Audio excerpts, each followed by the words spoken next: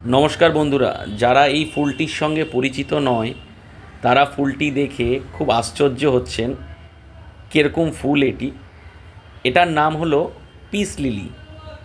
এই লিলিটি সাদা হয় এবং এই গাছটি আপনারা নার্সারি থেকে 100-150 এরকম দামে কিনে নিতে পারেন। একটা আন্দাজ দিলাম, আমরা কিনেছিলাম যখন 7 বছর আগে 100 টাকা নিয়েছিল, এখন হয়তো দাম বেড়েছে।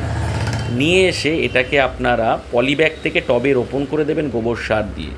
দেখবেন এর গোড়া থেকেই আরও গাছ উৎপন্ন হবে এবং গরমের সময় আপনার এপ্রিল থেকে জুলাই পর্যন্ত এই গাছে এরকম ফুল হবে, খুবই সুন্দর হয়।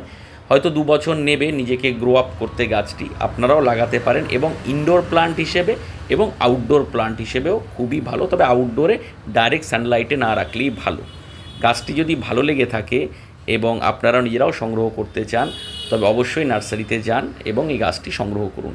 আমাদের ভিডিওটি ভালো লাগলে লাইক, শেয়ার, সাবস্ক্রাইব করবেন, আমাদের পাশে থাকবেন এবং সবুজ বসন্ত চ্যানেলের সঙ্গে যুক্ত থাকবেন।